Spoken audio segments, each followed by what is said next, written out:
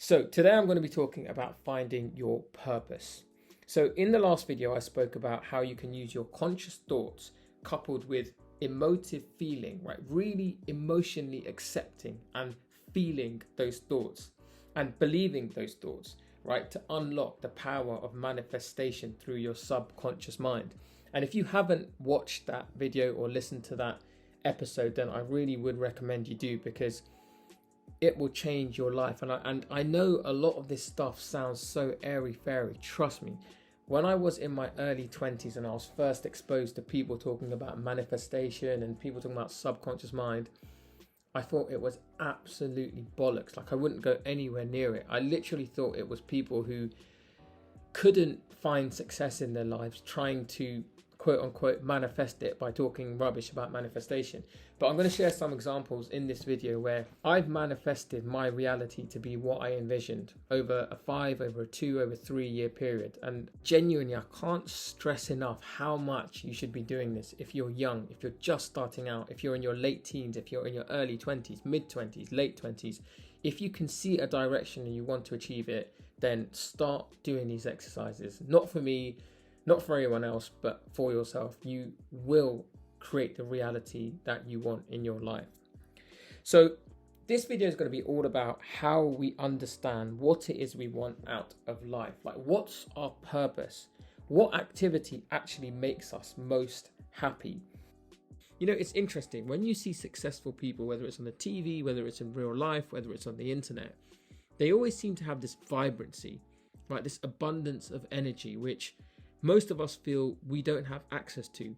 And the reason that is because somehow, whether it's coincidence or whether they've done it through purposeful action, they've created a life that they're content with, they're excited by. You know, waking up on a Monday morning or waking up any day of the week is an exciting prospect, right? The day ahead.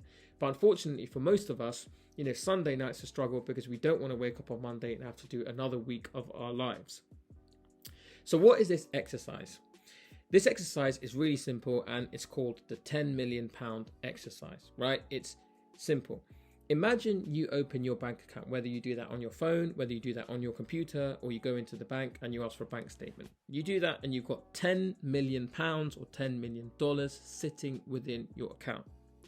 Now, imagine what you'd do with that money. For the first year, for the first 2 years, you'd go on luxury holidays, you'd buy a luxury house, you'd pay off your debts, you'd pay off your family debts, you'd go to like prestigious parties, you'd basically splash the money, right? And you do all of those gluttonous things that most people would do if they won the lottery tomorrow. Fine, great. So imagine you do that for a couple of years, you get that completely out of your system. It's day one of post 2 years of having this amount of money. You've splashed $8 million or £8 million of it. You've got 2 million left. You wake up and what do, right? The partying, the buying houses, the being on boats, etc. You've got that out of your system. You don't want to do any more of that. You wake up and what do? You look forward to the next 15, 20 years. How are you going to spend your days? And this is where this exercise starts. So either you do it now, you follow me now with a paper and pen, or you do it later. But ultimately, this is where the focus begins. In order to successfully do this exercise, you need to really envisage yourself being in that position. You've done 2 years of all of those things that I mentioned. You've got it out your system. That's happened.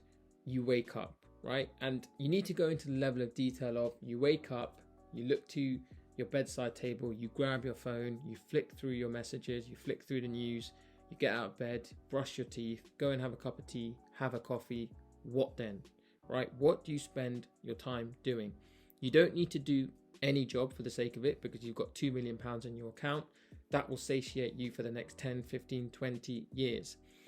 This is where you really need to reflect on your past and think about what has made you happy, what has made you excited, because ultimately that's probably what you want to fill your days doing.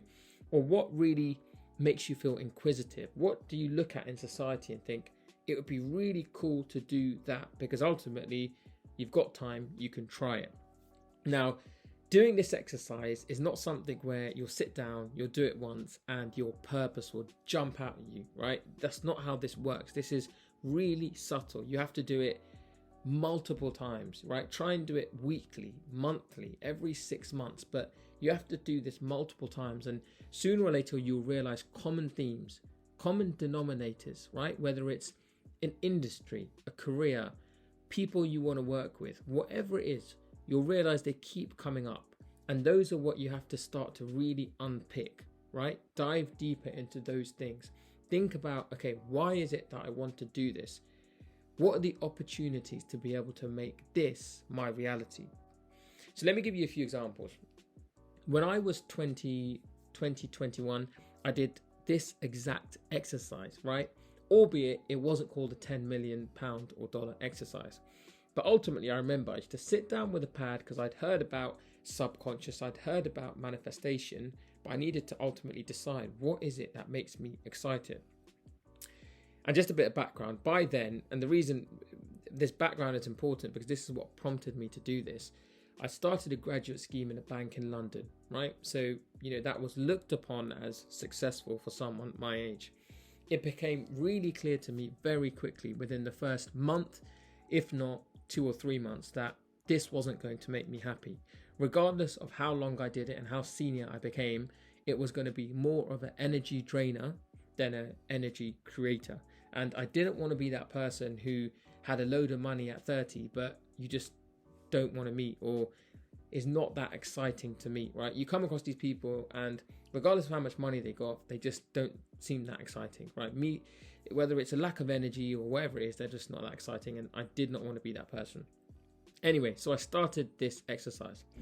The two themes that kept reoccurring for me, and this will be different for everybody, but I'm sharing mine because it will give you some context on how this process worked for me, were property and working with children, which is strange because I had no experience in property and I had no experience in working with children. So property, when I think back now, why did I have an interest in property? I don't know, right? It could have been one of 3 reasons.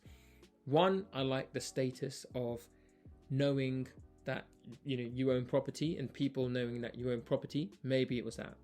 It may have been I thought owning property was lucrative and it could make me money. It would be a good passive income earner.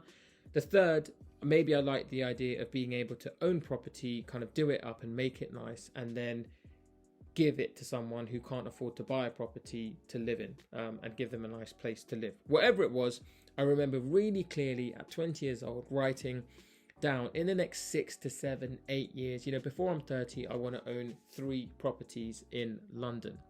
So that was the first thing. And I remember really internalizing it to the extent where I would write deep financial plans on how I was going to achieve 3 properties before the age of 30, how much I would need to earn per month for the next 8 to 9 years, and how that equates into buying one property and then buying another. Then I'd scrunch that paper up, chuck it away. 2 weeks later, if I was bored or I had an hour or two, I would do the same exercise, right? And I would each time go into a new level of detail on how I was going to achieve that. Now, the second theme that kept reoccurring, and I remember this came from real reflection on my past, right? What has made me happy was the concept of being able to work with children, empower the next generation, right? Be a positive influence on a young mind. And I remember when I saw this coming up, it was like, all right, that's great, but you're not going to go and become a teacher. You've just got this grad scheme. This grad scheme is paying you well. You're not going to go and take a salary cut at this stage of your life to be a teacher, right? And there's nothing wrong with doing that, but it just didn't seem viable at the time. But it kept coming up, right? When I genuinely did this exercise and I shut everything else out and I focused, I realized what really made me excited is being able to influence a young child's mind in a positive way, right? Teach a young child, make them more confident in themselves. So I remember with the same level of detail, with the same level of enthusiasm, I started looking at opportunities for me to be able to have those experiences and that exposure without quitting my day job. Now, if I fast forward 8 years later, 9 years later, at the age of 30, I've got 3 properties in London, which I've bought over the last 8 years. And I'm not saying this to brag, I'm saying this because it's amazing how what I wrote down has literally materialized, right? Literally. So I've got, and to the extent where I remember once I bought the first 2, I did this exercise again and I thought, my next property, I want I want to have a balcony that looks out on greenery. And this is the one, you know, I was going to go and live in, because every time I bought a new one, I've lived in the new one and rented out the previous one. The property I live in now looks over a golf course. It looks over a huge green space. So whether me writing it down is creating the reality or not, that's what happened, right? And I don't know whether it is, but that's what happened. So I have to believe it does. Anyway, 8 years later, on the other thing I used to write, I've, over the last 6 years, created a successful tutoring company and personally tutored over 50 pupils. And I still do my day job in the bank. So the reason I shared those two stories, and those are two of many, right? Those are not the only two things I wrote down and have manifested to reality, but those are two things which I think are crazy, because I have no business tutoring, and tutoring to the extent I have. To be honest, I think I could leave my job in banking and really focus on building my tutoring business, right? And that would mean I've gone from writing down and really recognizing that I like dealing with kids, and that one day I will be able to be that positive influence on young minds, to 10 to 15 years later having the opportunity to potentially take that full time, which in my head is crazy, right?